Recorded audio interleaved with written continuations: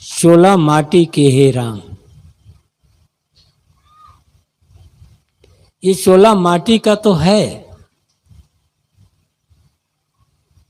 किंतु यही माटी का शोला हमें और आपको राम तक पहुंचाने वाला है। बस युक्ति जानने की आवश्यकता है। यही माटी का शोला युक्ति मालूम ना हो तो आदमी को नरक में ले जाता है और अनेक प्रकार के बंधनों से बांध करके रख देता है। किंतु इस माटी के शोले का सही उपयोग किया जाए तो यही शोला आदमी को स्वर्ग में ले जाता है और सारे दुखों से, बंधनों से छुटकारा दिला देता है। आवश्यकता है इस माटी के शोले की कीमत समझने की। वैसे शरीर की कोई कीमत नहीं है,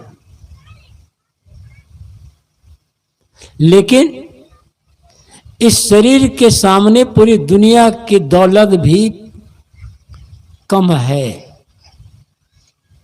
कब? जब तक इस माटी के शोले में राम है तब तक पूरी दुनिया की कीमत इस माटी के शोले के सामने कुछ भी नहीं है। और इस माटी के शोले से राम निकल गया तब इसे कोई मुफ्त में भी लेना नहीं चाहेगा। फिर क्या करेंगे इसको लेकर के? दोनों को समझने की आवश्यकता है। आज इसकी बड़ी कीमत, और एक दिन ऐसा आएगा इसे ले जाकर के मुक्ति धाम में पहुंचा देंगे, फिर कोई मुफ्त में रखना नहीं चाहेगा इसको। और मुक्ति धाम तक जाने के पहले मन से मुक्ति ले लीजिए।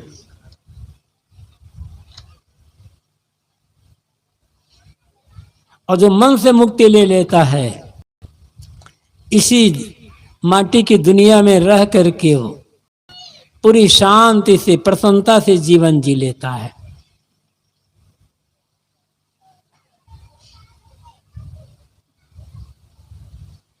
सही ज्ञान प्राप्त करने की आवश्यकता है और उस ज्ञान के अनुसार से जीवन जीने की आवश्यकता है। ध्यान दें, क्या करना चाहिए, क्या नहीं करना चाहिए, यह बात हर आदमी अच्छी तरह से जानता है, चाहे वो अनपढ़ हो चाहे विद्वान हो। गलती होती है आदमी से, जो नहीं करना चाहिए उसे तो करता चला जाता है और जो करना चाहिए उधर ध्यान नहीं देता।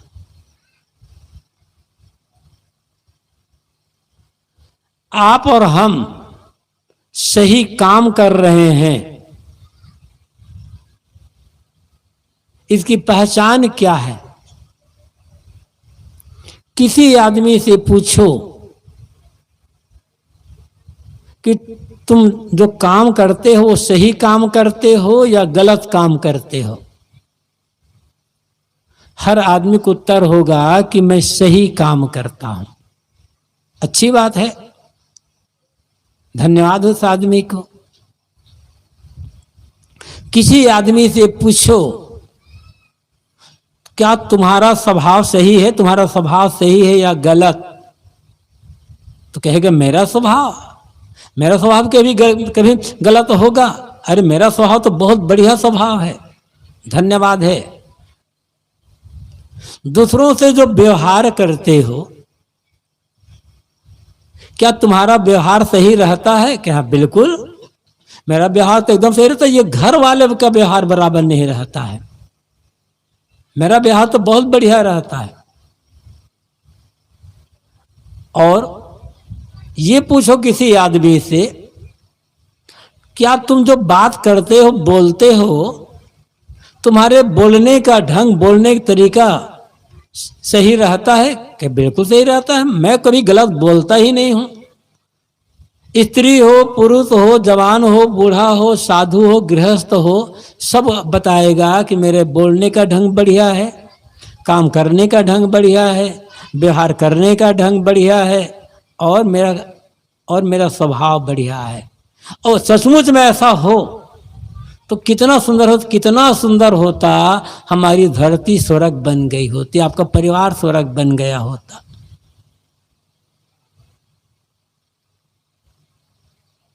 लेकिन गड़बड़ियां है। अब कसौटी क्या है कि आपका स्वभाव, आपका व्यवहार, आपका काम करने का ढंग, आपका बोलने का ढंग बिल्कुल सही। कसौटी क्या है, पहचान क्या है? एक पहचान करना, और शुरुआत अपने घर से ही करना। चाहे वो स्त्री हो, चाहे पुरुष, चाहे बूढ़ा हो, चाहे जवान, अपने अपने घर से शुरुआत करो। जैसी बात आप बोलते हो,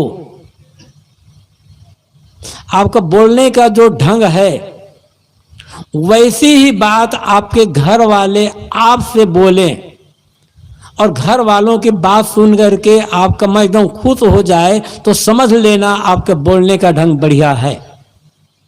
और जैसी बात आप बोलते हो, जिस ढंग से बात बोलते हो, उसी ढंग से आपके घर वाले बोल रहे हैं, और घर वालों की बात सुन करके आपको अच्छा नहीं लगता, समझना आपको बोलने का तरीका बहुत गलत है।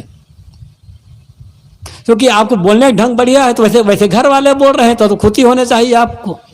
लेकिन आप खुश नहीं होते, दुखी हो जाते हो, नाराज हो जाते हो, मतलब आपका तरीका गलत है।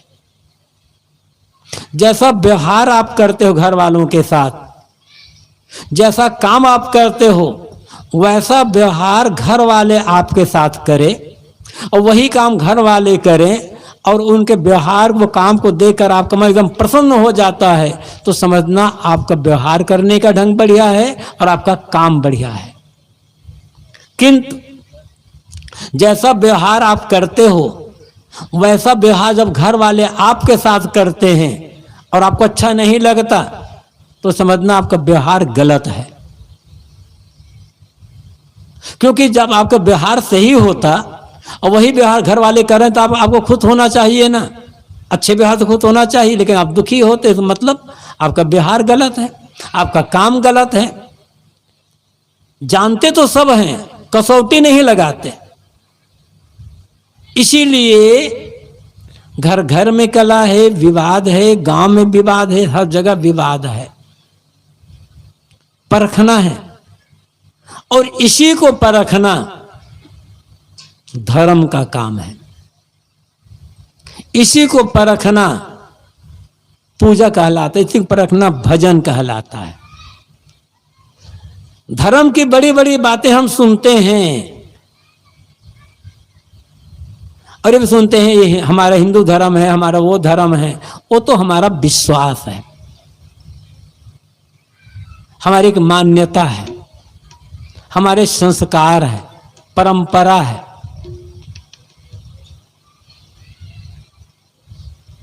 असली धर्म क्या है? असली धर्म बहुत थोड़े में,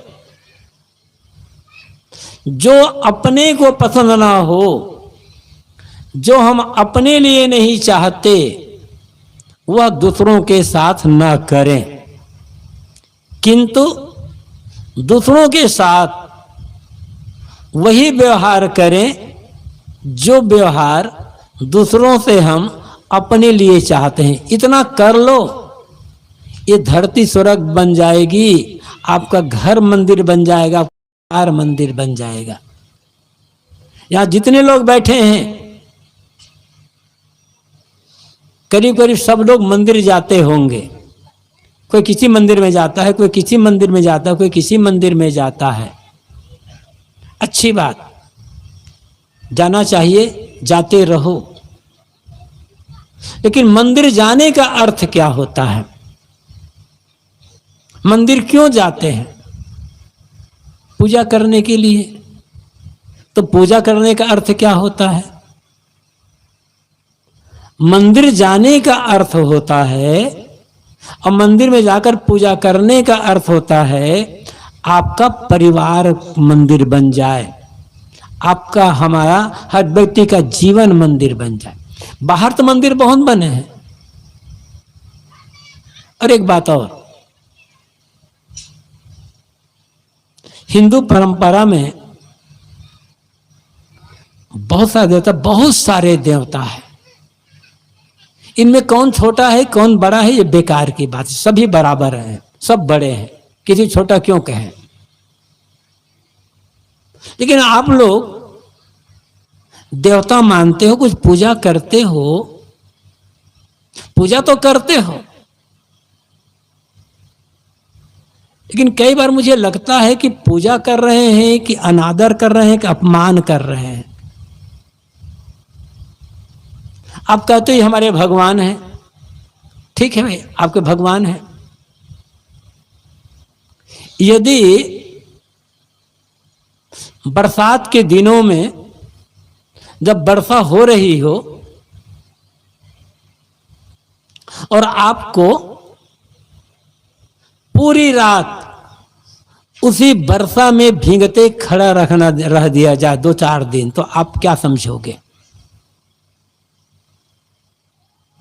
यदि खूब ठंडी पड़ रही है, पुष माघ का महीना है, 4 दिन तक बिना ओढ़े आपको रात में खड़ा कर दिया जाए, या बैसाख के जेठ के महीना में 10 बजे से लेकर के सुबह शाम के 4 बजे तक आपको 4 दिन खड़ा कर, आप क्या कहोगे? तो आपको भगवान क्यों ऐसा नहीं हो करते? आप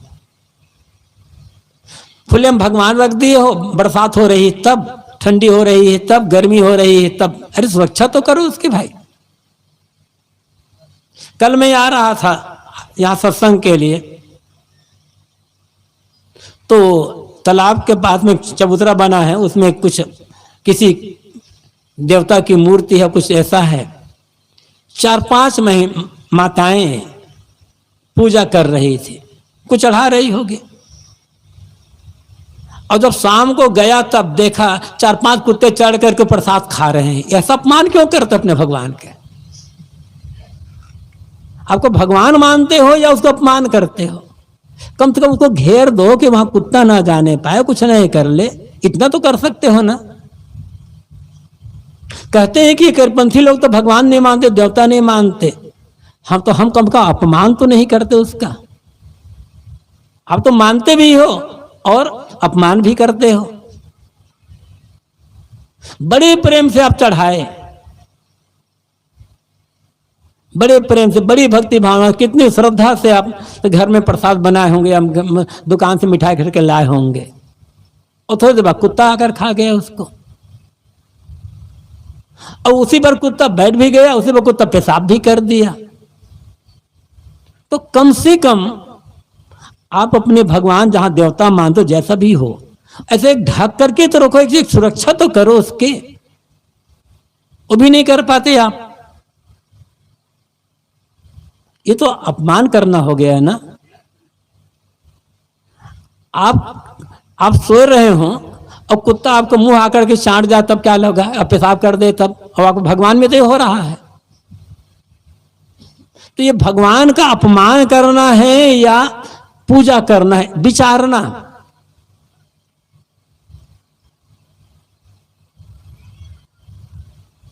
जैसे भी भगवान आप मानते हो, आपकी मर्जी,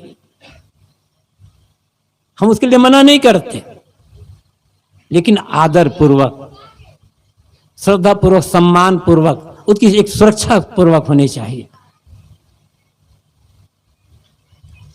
तो मंदिर जाकर के पूजा करना गलत नहीं है, किंतु वो मंदिर जाने का अर्थ होता है आपका परिवार का मंदिर बन जाना, आपके जीवन का मंदिर बन जाना।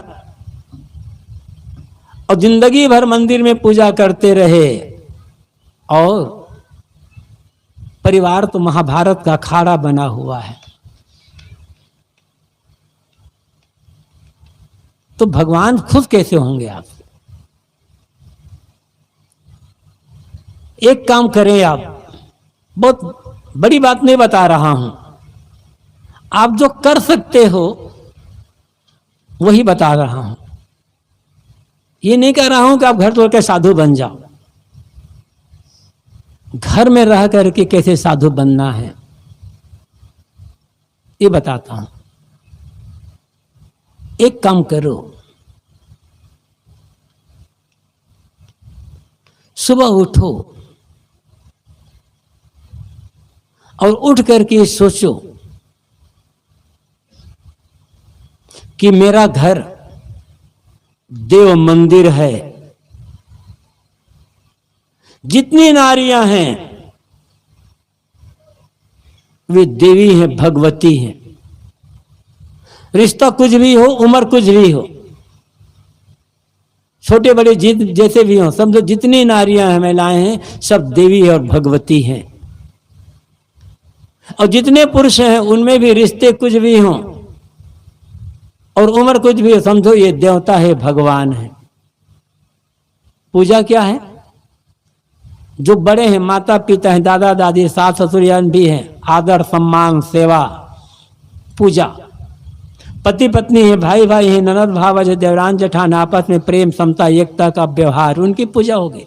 छोटे बच्चों को अच्छे संस्कार देना, उनकी उचित देखभाल करना, उनकी रक्षा करना, उनकी पूजा होगी। आपका घर मंदिर बन जाएगा। अब फिर प्रेम का व्यवहार। अपने घर को मंदिर बनाना है तो एक काम करो, जितने भी घर में लोग हैं सब प्रति अटूट प्रेम और विश्वास का व्यवहार। कुछ दे पाया ना दे पाओ, प्रेम विश्वास तो दे सकते हो। जहां प्रेम विश्वास है वहां कमी किसी बात की नहीं होगी। एक कहानी याद आ गई। एक सेठ रात में सोया हुआ था। आधी रात को नींद खुली तो सेठ देखता है कि कमरा एकदम जगमगा रहा है प्रकाश से। सेठ उठा तो देखता है सेठ कि कमरे के बीचे बीच एक देवी खड़ी हुई है।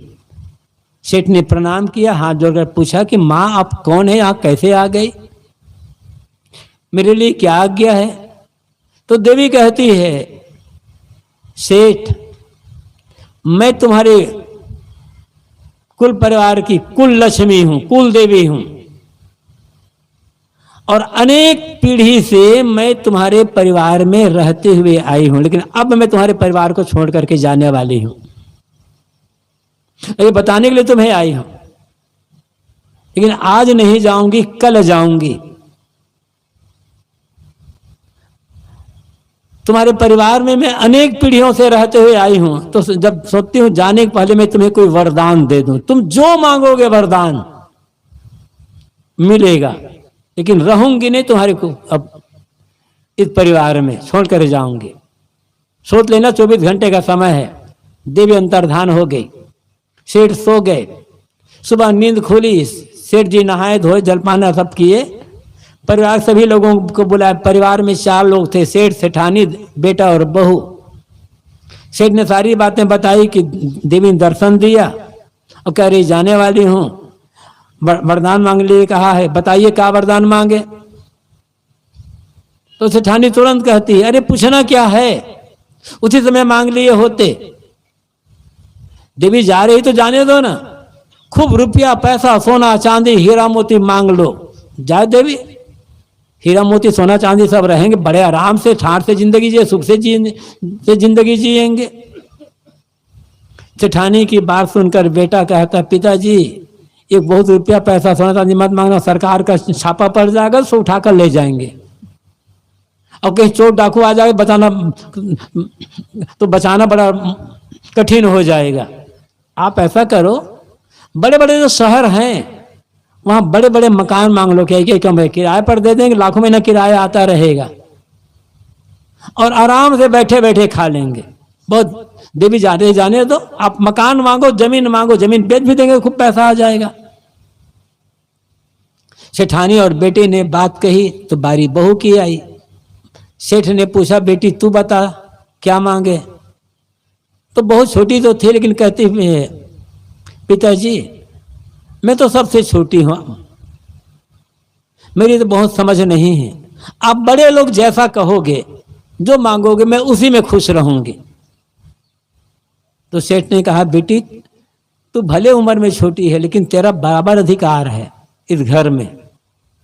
तुम्हारी जो इच्छा हो संकोच छोड़ करके बताओ, क्या मांगा जाए।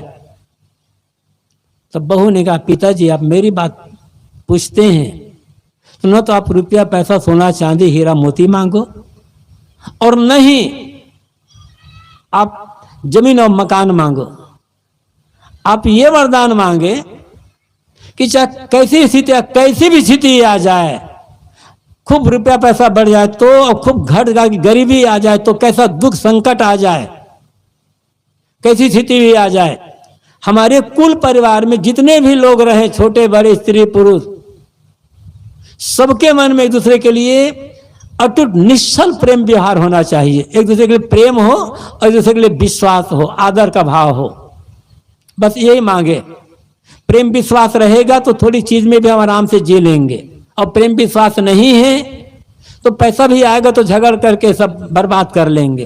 तो आप मांगे कि चाहे जैसी स्थिति आ जाए, हमारे कुल परिवार में जितने भी लोग हों, सब के मन में एक दूसरे के लिए निश्चल निस्वार्थ प्रेम और विश्वास बना रहे। बहू की बात सुनकर सेठ चुप रह गया और कहे कि बेटी तू सही कह रही, तेरी बात समझ में आ रही है। मीटिंग खत्म हो गई, दिन भर अपना काम किए, रात में सेठ सोए। फिर आधी रात को देवी आई, जगाए, और देवी ने कहा, सेठ तूने कुछ सोचा? अब मैं बिल्कुल जाने तैयार होकर के आई हूं, अब रुकूंगी नहीं, जो मांगना है मांग लो। तो सेठ हाथ जोड़कर कहने लगा, मां आपको भला मैं कैसे रोक सकता हूं? आप जाना चाहती तो चली जाएं, मैं रोक तो सकता नहीं, लेकिन वरदान की बात तो यही वरदान दे कि चाहे जैसी स्थिति आ जाए, सुख की स्थिति आए, दुख की स्थिति आए, घाटा मुनाफा की स्थिति आ जाए, हमारे परिवार में जितने भी लोग हों, आपस में कभी प्रेम विश्वास घटे ना, किंतु प्रेम विश्वास हमारा बढ़ता चला जाए, एक दूसरे के प्रति, छोटे बड़े सबके लिए प्रेम विश्वास बढ़ता चला जाए। यही वरदान चाहिए। सेठ की बात सुनकर देवी कुछ देर चुप रही। अब फिर देवी कहने लगे, सेठ अब मैं तुम्हारे कुल को नहीं छोड़कर नहीं जा सकता, जहां प्रेम विश्वास है वहीं मेरा निवास होता है। अब अपने परिवार में जितने भी लोग हैं, धन को महत्व न दें, कपड़ा गहना को महत्व न दें, प्रेम विश्वास बना रहेगा तो लक्ष्मी आपके पास अपने आप आ जाएगी, भटकना नहीं पड़ेगा। और वो टूटा, प्रेम कम हुआ, विश्वास कम हुआ, लक्ष्मी किस रास्ते से चली जाएगी आप जान भी नहीं पाओगे।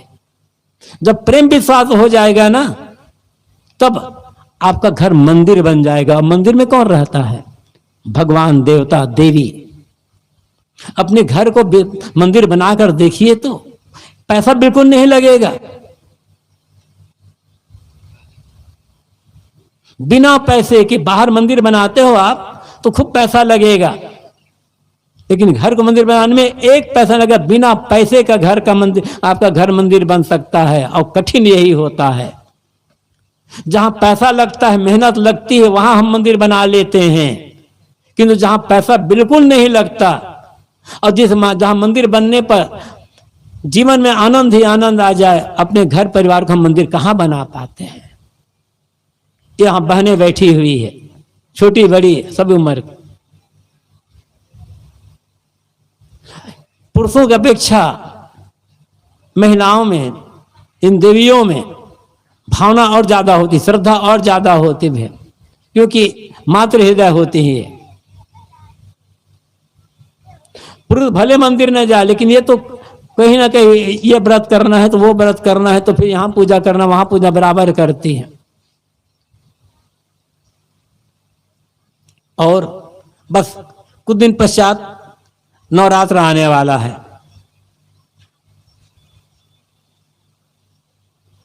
नवरात्र साल में 2 बार आता है, एक चैत के महीने में और एक कुंवार महीने में।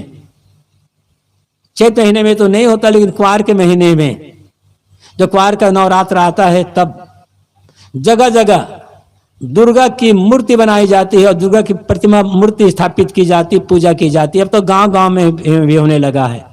अच्छा है, उत्साह होता है, बच्चों में उत्साह होता है, सबके मन में उत्साह होता है, एक गांव में एक अच्छा माहौल बन जाता है। दुर्गा की मूर्ति बनाई गई, मूर्ति आपने बनाई, किसी आदमी ने बनाई, श्रृंगार आपने आदमी का उसकी प्रतिष्ठा हो गई और मंत्र पढ़कर प्रतिष्ठा हो गई, ठीक, अच्छी बात है। अब फिर नई बहुएं या जैसे लोग हुए हैं महिलाएं, थाल में फूल लेकर, प्रसाद लेकर, नारियल लेकर, अगरबत्ती लेकर पूजा करने जाती है, अच्छी बात, गलत नहीं है, जाना चाहिए। लेकिन मेरा प्रश्न यह है, आप दुर्गा पूजा करने गए हैं, लेकिन आपके घर में एक दुर्गा और है, आपकी सास, आपकी बहू दुर्गा है, उसकी पूजा कितनी करती हो, उसके साथ व्यवहार कैसा है? यहाँ जितने बहुएं बैठी होगी, जो सास है वो भी कभी बहुत ही, कभी सास भी कभी बहुत ही सीरियल चला, देखा नहीं था भाई, सुना था, सास भी कभी बहुत ही एक सीरियल चला था, लोग बताते हैं। तो जो सास वो भी कभी बहुत ही, और जो बहू है वो तो बहू है। जितनी बहुएं बैठी है, जिस पति को पाने के लिए आपने जन्म देने वाले माता पिता को छोड़ा, सगे भाई बहन को छोड़ा, गांव घर को छोड़ा, सखी सहेलियों को छोड़ा, उस पति को मंदिर की दुर्गा ने पैदा किया है या घर में जो दुर्गा बैठी सास उसने पैदा किया है? मंदिर दुर्गा के लिए बड़ी पूजा कर रही हो और घर में जो सास रूपी दुर्गा है उसके साथ आपका व्यवहार कैसा है? यदि सास के साथ दुर्व्यवहार है तो मंदिर दुर्गा कभी खुश नहीं होगी, क्योंकि एक दुर्गा के साथ अपमान कर रही हो। और मंदिर दुर्गा तभी खुश होगी जब सास रूपी दुर्गा की पूजा हो। पूजा मतलब अच्छा व्यवहार, कम से कम मीठी वाणी तो बोल सकते हो, प्यार से भोजन तो करवा सकती हो। और जो सास है वो सोच लें कि किसी की बेटी को बहू बना करके लाई हो, वो भी दुर्गा ही हो, उसके साथ आपका व्यवहार कैसा है? आपके घर में कोई बहू है, किसी की बेटी ही वो, आप ये चाहती हो कि मेरी बेटी ब्याह करके जिस घर में जाए वहां उसकी सास उसे बहू ना मान करके बेटी के समान प्यार दे, तो आपके घर में भी तो किसी की बेटी आई हुई है बहू के रूप में, उसे बहू ही बहू बनाकर रखती हो या बेटी बना करके रखती हो? और जिस दिन अपनी बहू को बेटी बना लोगे ना, दुर्गा घर में प्रकट हो जाएगी। ये असली दुर्गा पूजा है। पैसा नहीं लगेगा, अगरबत्ती मत जलाओ। ये नहीं कि बहुएं सुबह उठे अगरबत्ती लाकर साथ सामने आरती कर लें और भोजन होता थाली लगा पटक दे, तब से गड़बड़ हो गया।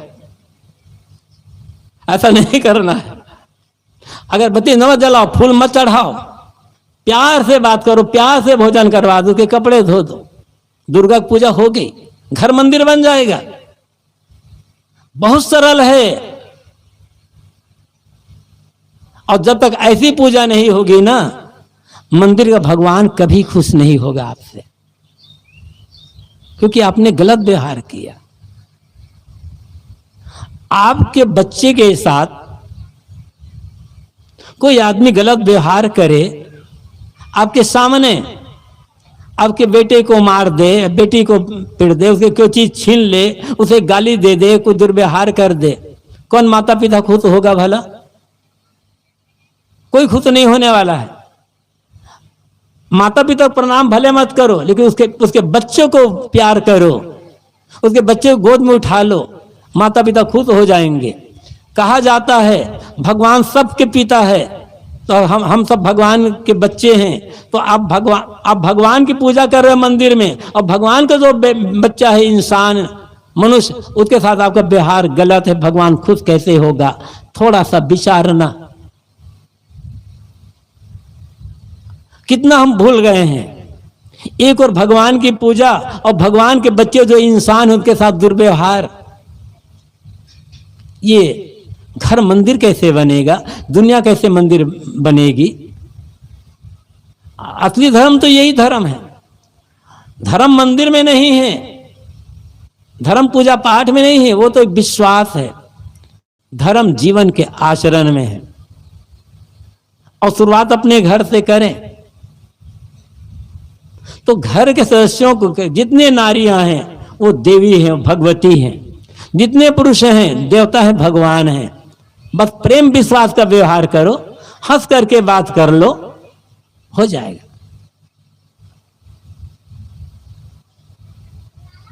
यहां स्त्री पुरुष सब बैठे हैं। कुछ लोग घर में काम करते हैं, कुछ लोग बाहर काम करते हैं, खेती करते हैं, नौकरी करते हैं, व्यापार करते हैं, दुकान करते हैं। जरा समझना कि आपका घर मंदिर बन रहा है या झगड़े का अड्डा बन रहा है। कैसे? बहुत सरल बात बता रहा हूं मैं। पूजा तो बहुत कर लिए। जब आप काम करने के लिए निकलो घर से, सुबह 8 बजे 9 बजे जब भी निकलो, आपको काम करना है। 2 बजे 3 बजे 4 बजे 5 बजे तक काम करना है। आपके मन में यह होता है कि मेरा कब जल्दी मेरा काम खत्म हो और कब मैं जल्दी लौट कर अपने घर वापस जाऊं, घर वालों के साथ मिलूं जुलूं बात करूं। घर वाले सोचते हैं, हमारे घर के जो लोग हैं वो काम करने के लिए बाहर गए हैं, कब उनका काम खत्म हो और कब जल्दी लौट करके वो घर आए। जो बाहर काम करने गए हैं वो जल्दी घर लौटने के लिए सोचे। घर वाले सोचे कि क्या काम करे, वो जल्दी घर लौट कर आए। समझ लेना आपका घर मंदिर बन रहा है। और इसके विपरीत हुआ, आप काम करने गए हैं, आपका काम खत्म हो गया, 4 बजे 5 बजे 6 बजे दफ्तर का काम खत्म हुआ, किसानी काम खत्म हुआ। सोचते हैं आप काम तो खत्म हो गया है, लेकिन अभी घर नहीं जाऊंगा, जाते ही टूटू मैं होने लग जाएगा। अब 2 घंटा बाद जाऊंगा, 8-9 बजे तक जाऊंगा, तब खाते तुरंत सो जाऊं। आप सोचते हैं देर करके घर जाऊं, और घर वाले सोचते हैं काम करने गए, काम खत्म है, जल्दी ना तो अच्छा रात में थोड़ी देर से आए। समझना आपका घर महाभारत का काम कुरुक्षेत्र का मैदान बना हुआ है। कैसा बना है? आप मंदिर बना रहे हो घर को या शमशान घाट बना रहे हो? यदि घर को मंदिर बना सको तो धर्म आपके घर में है, आपके जीवन में है, आपके मन में है। मैंने कहा तो कुछ लगेगा नहीं। भीतर जो लोभ है, भीतर जो मोह है, भीतर जो अहंकार है, भीतर जो स्वार्थ है, छलकपट है, इसका त्याग करना होगा। बस गृहस्थी को सुंदर बनाना है तो आपको त्याग करना पड़ेगा, त्यागी बनना पड़ेगा। मैं ये नहीं कह रहा हूं कि आपको घर का त्याग करना पड़ेगा, घर नहीं त्यागना है। आप चाहते हो कि आपके आने वाली पीढ़ी, आपके बच्चे अच्छे इंसान बने, और जब आपके बुढ़ापा में आपकी खूब अच्छी सेवा करे, तो आपको कुछ छोड़ना पड़ेगा, कुछ त्यागना पड़ेगा। क्या त्यागना है? गाली का त्याग कर दो, झूठ का त्याग करो, लड़ाई का त्याग करो, स्वार्थ का त्याग करो, छलकपट का त्याग करो, अहंकार का त्याग कर दो, निंदा चुगली का त्याग करो, और गुटखा तंबाकू बीड़ी सिगरेट अंडा मांस मछली का त्याग कर दो। आपके बच्चे अच्छे बनेंगे, आपका घर अच्छा बनेगा, आपका परिवार अच्छा बनेगा, फिर इतना आनंद आ जाएगा कि क्या कहना। और ये छोड़ने में आपको कुछ लगेगा नहीं। जब आप खुद घर में रह करके बच्चों से या किसी से गाली देकर के बात करते हो, कटु शब्दों में बात करते हो, झूठ बोल लेते हो, सामने झगड़ते रह जाते हो, खान पान गलत है, बच्चे क्या सीखेंगे आपसे? उम्मीद क्या करते हो?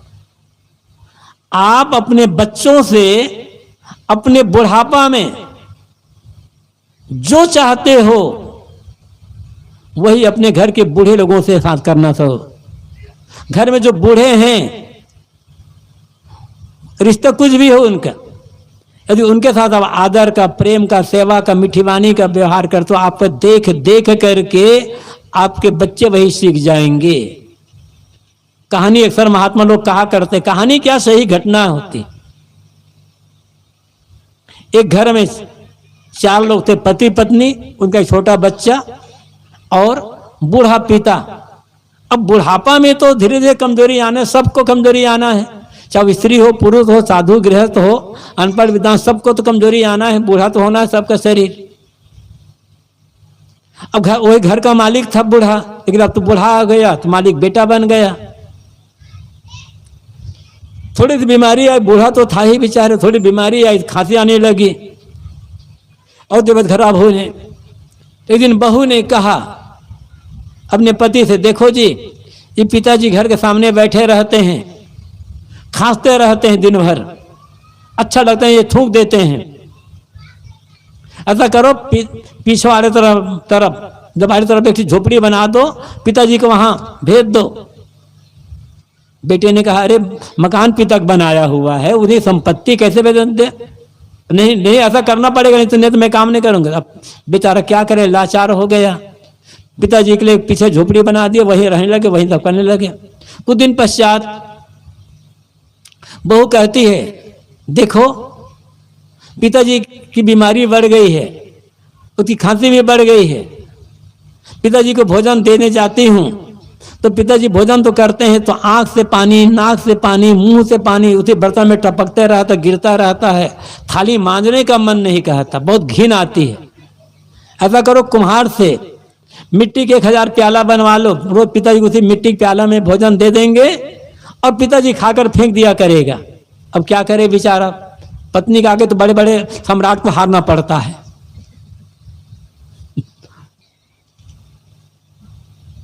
बेचारा लाचार, प्रधानमंत्री को भी अपने पत्नी सामने सिर झुकाना पड़ता है चाहे गवर्नर क्यों ना हो जाए। बड़े बड़े सूरवीर योद्धा बड़े बड़े लड़ाई मैदान में पछाड़ देते हैं, पत्नी के एक जमाना आती है तो कांपने लग जाते हैं बेचारे तो अहंकार मत करना। अब पत्नी ने कहा तो क्या करे, मिट्टी के प्याले बनवा दिए गए, रोज में उसमें भोजन देने लगा। वो बड़ा खाता था, अब कुछ बोल तो सकता नहीं था, क्या कर, लाचार था। खाए और मिट्टी के प्याला फेंक दिया करे। उस आदमी का जो छोटा बच्चा था 5-6 साल का, देखता था, बहुत बुरा लगता था, कहता नहीं था।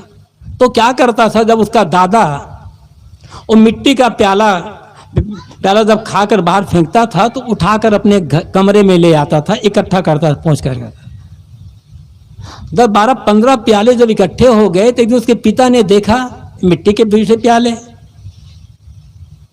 बेटा को बुलाया, बेटा ये मिट्टी के प्याले क्या कर रहे हो तुम, ये खिलौना चाहिए तो मुझे बताना ना, तो मैं तुम्हारे लिए नए नए खिलौना खरीदे, मिट्टी के प्याला तुम काहे इकट्ठे करते हो, ये जूठा फेंक दो। पिताजी खिलौने की बात नहीं है, बात दूसरी है। क्या? देखिए पिताजी, आपके पिताजी बूढ़े हो गए हैं और आप नौकरी करते हो, आपके पास खूब पैसा है, तो अपने कुम्हार से मिट्टी के 1000 प्याला बनवा लिए। मैं जवान हो जाऊं, मुझे नौकरी ना मिले, मेरे पास पैसा ज्यादा ना हो और आप बूढ़े होंगे तब मैं क्या करूंगा, कहां से प्याला लाऊंगा? तो ये जूठा प्याला आपके लिए काम आएगा बुढ़ापा में।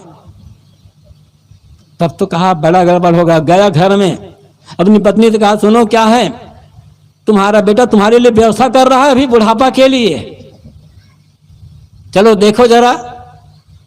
गए तो वो तो एकदम कांप गई, फेंकवा दिए।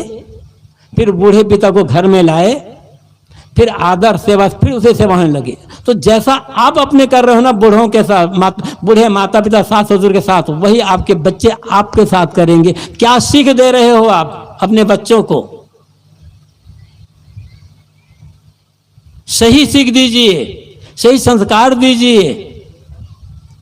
अब मैंने कहा था इसके लिए आपको घर मंदिर बनाना पड़ेगा, कुछ नहीं लगेगा। झूठ, गाली, छल, कपट, नफा, दुर्व्यसन का त्याग करना शुरू कर दो, फिर तो ऐसा मंदिर बनेगा, घर आपका ऐसा मंदिर बनेगा बढ़िया, फिर आपका जीवन भी मंदिर बन जाएगा।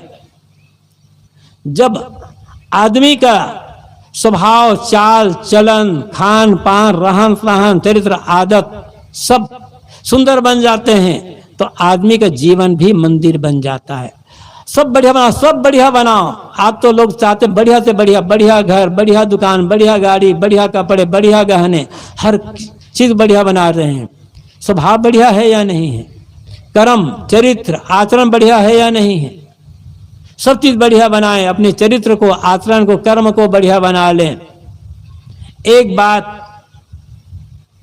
हर स्त्री पुरुष साधु गृहस्थ को याद रखना चाहिए, चाहे धनी गरीब कोई भी हो, आदमी के चित्र की पूजा नहीं होती है, आदमी के चरित्र की पूजा होती है।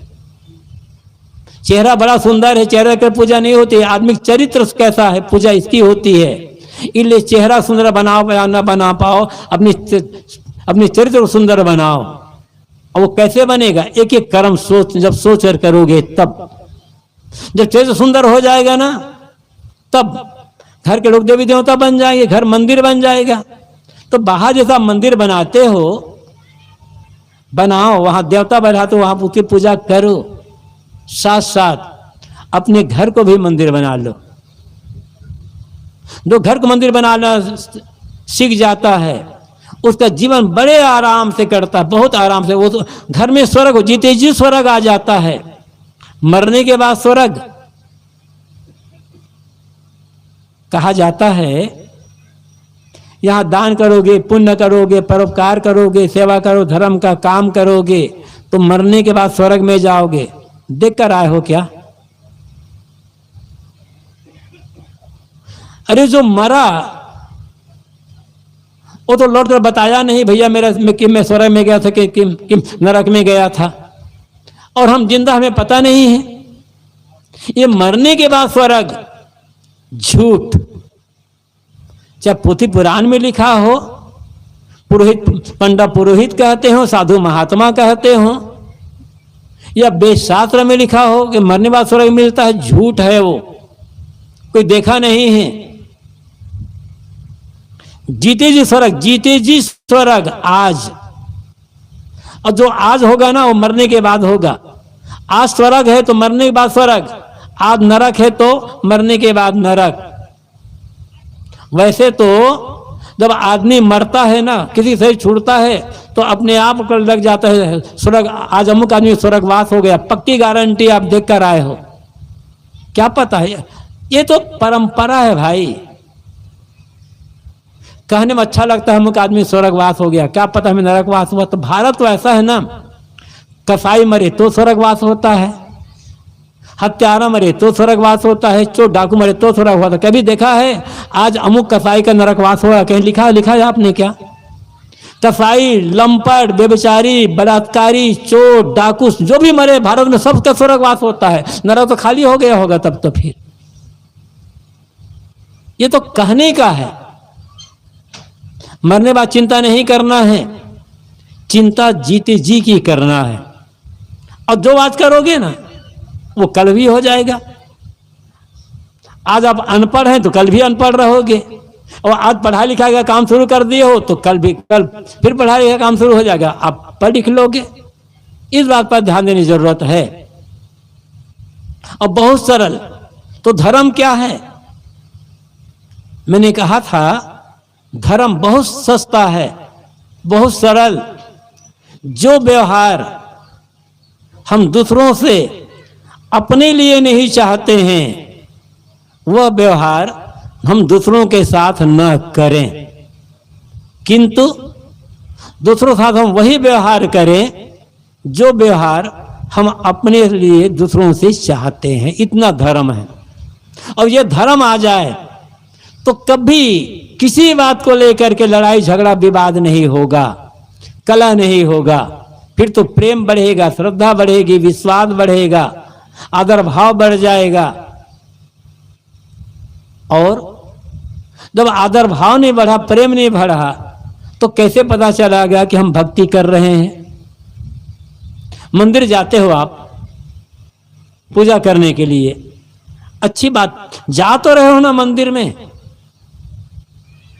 कुछ भेंट लेकर के जाते हो, कुछ प्रसाद चढ़ा कर आते हो।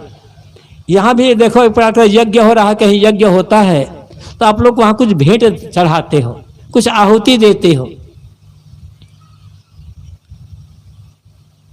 हम भी आपसे भेंट मांगेंगे। अब मंदिर जाओ तो भेंट चढ़ाओ, प्रसाद लेकर भले मत जाओ। रोज मंदिर जाते हो ना, तो रोज मंदिर जाओ और रोज भले अगरबत्ती मत ले जाओ, फूल मत ले जाओ, प्रसाद मत ले जाओ, पैसा मत ले जाओ, नारियल मत ले जाओ, और मंदिर जाकर के पूजा करने के बाद प्रार्थना करो कि हे भगवान, मैं आपको क्या दूं, मेरे पास तो जो कुछ है सब आपका ही दिया हुआ है, आपको एक बाहरी कुछ नहीं दे सकता। भगवान, मेरे अंदर एक अमुक ये गलत आदत है, वो गलत आदत आपको चढ़ा दे रहा हूं। आज के बाद ये गलत काम नहीं करूंगा, मैं गलत चीज नहीं खाऊंगा। भगवान की इतनी अच्छी भेंट हो जाएगी, भगवान खुद हो जाएगा आपका। कभी चढ़ाए हो आप? देखें, हमारी माता बहनें अक्सर व्रत करती हैं, ये व्रत वो व्रत वो व्रत वो व्रत, पता नहीं क्या क्या है कि व्रत। भाइयों के लिए उतना व्रत नहीं है। दीपावली के चौथे दिन शायद करवा चौथ का व्रत होता है, पता नहीं यहाँ लोग करते हैं ना, यहाँ भी साथ करते हुए, उधर तो बहुत होता है, यूपी में तो इतना ज्यादा कि हद। करवा चौथ का व्रत पूछा एक बहन से मैंने, ये करवा चौथ का व्रत क्यों करते हैं आप लोग? कि महाराज इसलिए करते हैं कि अगले जन्म में अच्छा पति मिले, इनको अगले जन्म में खराब पत्नी मिले, इसलिए ये लोग व्रत नहीं करती करवा चौथ के। इनको अच्छा पति चाहिए, इनको तो खराब पत्नी चाहिए, झगड़ालू पत्नी। जब इनको अच्छा पति चाहिए तो आप लोगों को अच्छी पत्नी चाहिए ना। अब अगले साल से आप लोग भी करवा चौथ का व्रत करना। तो ये माताएं बहुत व्रत करती हैं। अब व्रत कर देती हैं, तब अभी भादों में आता है ना तीजा व्रत, 10 घर में घूम घूम कर खाएगी रात में, और दूसरे दिन व्रत लेंगी, और शाम होते होते फिर 10 घर में घूम घूम कर खा लेगी। सब पेट बिगड़ जाता है। और व्रत किए, और व्रत करने से मानते हैं, व्रत करने से धर्म होता है, पुण्य होता है। व्रत करने का अर्थ क्या है कि अन्न ना खाना, सिंघाड़ा खलवा भले खा ले हैं। एक लड़का आया था, अभी बस 4-6 महीने पहले की बात है, आश्रम में मैं था प्रयागराज में, जलपान कर रहा था सत्संग के बाद, आया कुछ लेकर के, तो मैंने कहा बेटा तू भी जलपान कर ले। वो मंगलवार का दिन था। कि महाराज आज तो मेरा व्रत है, आज तो मैं शिव जी के नाम से व्रत करता हूँ। क्या अच्छी बात, नई उम्र है तुम्हारी, 18-20 साल के लड़के हो। अभी कहा महाराज हर मंगलवार को मैं शिव जी के नाम पर व्रत करता हूँ। मैं कहा अच्छी बात, अभी 18 साल की बात, 20 साल की उम्र तुम्हारी अभी से है, कह रहे हो बहुत बढ़िया है बेटा। तो मैंने कहा व्रत कैसे करते हो? महाराज व्रत करते हैं, उस दिन अन्न तो नहीं खाते, सुबह 8 बजे मम्मी सिंघाड़ा खलवा बना देती, रोज भी खा लेता, हर मंगलवार खा लेता। तो ये तो और उल्टा हो गया। सिंघाड़ा खलवा खाओगे तो पेटे खराब होगा, सही नहीं होगा। व्रत करने का मतलब है जिस दिन आप व्रत करते हो कुछ ना खाओ, केवल पानी पियो। ज्यादा जरूरत हो जाए तो 1-2 बार नींबू पानी पी लो या शरबत पी लो, लेकिन खाना पीना को नहीं, कुछ नहीं। फिर शाम को खाना। तो व्रत कहा जाता है, व्रत करने से पुण्य होता है, धर्म होता है, कुछ नहीं होता है। और होता है भूखे रहने से पुण्य नहीं होगा, लेकिन व्रत करो। किसका व्रत करो? हर आदमी को, चाहे स्त्री हो चाहे पुरुष, हर आदमी को रोज व्रत करना चाहिए, रोज व्रत करना चाहिए, रोज व्रत। आप कहोगे महाराज साहब रोज व्रत करेंगे तो खेती किसानी का काम कैसे होगा? ये तो नहीं हो सकता। मैं उसके लिए व्रत नहीं कर रहा हूं। मैं ये नहीं कर रहा हूं कि रोज आप खाना छोड़ दो। सुबह उठो और व्रत करो रोज। आज मेरा क्रोध का व्रत है, आज मैं चाहे जो हो जाए क्रोध नहीं करूंगा। आज मेरा गाली का व्रत, चाहे जो हो जाए, मुझे आज किसी गाली नहीं दूंगा। आज चाहे आज मेरा झूठ का व्रत है, आज मेरा लोभ का व्रत है, आज मेरी निंदा का व्रत है, आज मेरा ये व्रत है। एक एक दो छोड़ने के लिए व्रत करिए रोज, आपका धर्म, आपका जीवन धर्म से भर जाएगा। ये व्रत से पुण्य होगा, भूखे रहने से पुण्य नहीं होने वाला है। अब फिर सोचो, आज मेरा दया का व्रत है, आज जो भी मिले दया का व्यवहार करूंगा। आज क्षमा का व्रत है, आज क्षमा का व्यवहार करूंगा। आज जो भी मिलेंगे मैं दिन भर, मीठी वाणी का व्रत मेरा आज, जो भी बोलेंगे प्रेम से मीठी वाणी में बात करूंगा करूंगे। देखो इतना बढ़िया धर्म हो जाएगा, जीवन इतना पुण्य हो जाएगा, आप कल्पना भी नहीं कर सकते। जब ये व्रत कर लोगे ना, किसी ने बताया मैंने, किसी ने क्रोध का, किसी निंदा का, किसी ने ईर्ष्या का, किसी चुगली का, झूठ का, गाली का, गलौज का, छल कपट का, ये व्रत इनको छोड़ने के लिए। फिर दूसरा व्रत दया, क्षमा, सत्य, धीर, प्रेम, विश्वास, सेवा, भक्ति, मीठी वाणी, कोमल व्यवहार, इनका व्रत, इनको ग्रहण करने के लिए इतना बढ़िया धर्म होगा, इतना बढ़िया पुण्य होगा, किसी जीवन में आप स्वर्ग का अनुभव कर सकते। बड़ी सरल बात है, स्त्री पुरुष कोई भी कर सकता है। जब ये व्रत हो जाएगा तो आपका घर मंदिर बन जाएगा, जीवन मंदिर बन जाएगा, और घर में स्वर्ग का वातावरण तैयार हो जाएगा। फिर तो बाहर की पूजा सफल हो जाएगी, भीतर की सफल पूजा हो जाएगी। हम खुश, हमारा भगवान खुश, और घर परिवार के लोग खुश। पूजा करते यही है ना, भगवान भी खुश हो जाए, हम भी खुश हो जाएं, और घर वाले भी खुश हो जाए। और लड़ाई करते हैं तो अब ना भगवान खुश होगा, ना हम खुश होंगे, ना घर वाले खुश हो पाएंगे। तो ये सोचो कि हमारे किस व्यवहार से, किस आचरण से, किस रहन सहन से, किस खान पान से हमारा भगवान खुश होता है। यहां और लोग बैठे होंगे, अनेक लोग भगवान मानने वाले, देवता मानने वाले बैठे होंगे। आप लोगों से निवेदन, मंदिर जाते हो भगवान को चढ़ाने के लिए, जो चीज आप अपने भगवान को नहीं चढ़ा सकते वो चीज खाना बंद कर दो। जो चीज आप अपने भगवान को नहीं चढ़ा सकते वो चीज पीना बंद कर दो। समझ गए होगे कि आपको अपने भगवान को क्या नहीं चढ़ा सकते। गुटखा तो नहीं चढ़ा सकते, तंबाकू तो नहीं चढ़ा सकते, भगवान का अंडा तो नहीं चढ़ा सकते, मुर्गा तो नहीं चढ़ा सकते, मां तो नहीं चढ़ा सकते। इनको छोड़ दो, भगवान खुश हो जाएगा। बीड़ी तो नहीं चढ़ा सकते भगवान को, शराब तो नहीं चढ़ा सकते।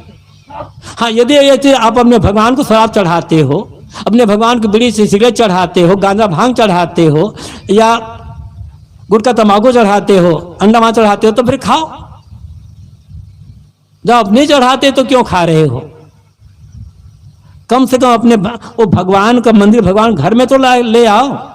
जब ऐसा करोगे तब आपका भगवान खुश होगा। आप खुद, भगवान खुद, घर वाले खुश, और समाज में बढ़िया वातावरण तैयार हो जाएगा। सत्संग करने का, भक्ति करने का, पूजा करने का यही फल होता है, और यही सच्चा धर्म है। ये धर्म हम कर लेंगे ना, हमारा जीवन स्वर्ग हो जाएगा। फिर मरने के बाद स्वर्ग जाने की कामना नहीं करनी पड़ेगी। जब जीती जी स्वर्ग में है तो मरने के बाद भी हो जाएगा। इन्हीं सब बातों पर ध्यान देने की जरूरत है। आप लोगों ने 2 दिनों तक बड़ी मेहनत करके इस सत्संग का आयोजन किया। पहली बार इस गांव में आना हुआ, पहली बार ऐसा सत्संग हुआ है, पहली बार हम आए हैं आप लोगों से, तो यह दक्षिणा मांगेंगे। चाहे 2 चारा, जो भी चीज आप अपने भगवान को नहीं चढ़ा सकते हो, वह चीज यहाँ चढ़ा दो, मतलब यहाँ छोड़ दो खाना, तो हमारा आना और आपका सुनना सफल हो जाएगा, और जीवन में आनंद धारा बह जाएगी। सन की बीमारी, मन की बीमारी बच जाएंगे, आपकी भावी पीढ़ी अच्छी बन जाएगी। फिर कहना ही क्या है। ये बात बहुत साधारण सी बात, पैसा नहीं लगेगा कुछ भी। महात्माओं को आप पैसा मत दो। कोई भी महात्मा आ जाए तो संकल्प करो कि आज अपने जीवन की एक बुराई छोड़ रहा हूं, एक गलत काम करना छोड़ रहा हूं, गलत खाना छोड़ रहा हूं। ये असली भेंट होगी महात्माओं के लिए। महात्मा कुछ मिलेगा नहीं, लेकिन आपका जीवन सुधर जाएगा। आप शराब में जो पैसा खर्च करते हो, बिना बंद कर दोगे, पैसा बचेगा, आपका काम आएगा, परिवार का काम आएगा। गुटखा तंबाकू खरीदने में जो पैसा खर्च करते हो, छोड़ दोगे, वो पैसा बचेगा, समय से आपका काम आ जाएगा। हमें क्या मिलने वाला है उससे, या आपके भगवान को क्या मिलेगा उससे? मिलेगा आपको अपनी भलाई की बात सोचो, परिवार की बात सोचो, और सोच करके सारे गलत खान पान का त्याग कर सही रास्ते पर चलो। जीवन में धर्म उतरेगा और परिवार स्वर्ग में आनंद आनंद आ जाएगा। आप सबको यहाँ इतने संख्या में बैठे हुए हैं देवी देवता, सबसे यही निवेदन है, एक अपनी बुराइयों का त्याग करते जाएं और एक एक अच्छे जो सद्गुण हैं, अच्छे जो बात व्यवहार उनका ग्रहण करते चले जाएं, तो सत्संग सुनना कहना सार्थक हो जाएगा।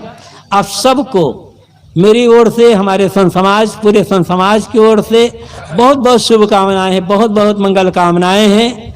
अच्छा जीवन जी करके, अच्छा व्यवहार करके अपने घर परिवार को मंदिर बनाए, स्वर्ग बनाए, और ये मानव जीवन तो बड़े सौभाग्य से मिला है, इस जीवन को सफल बनाएं।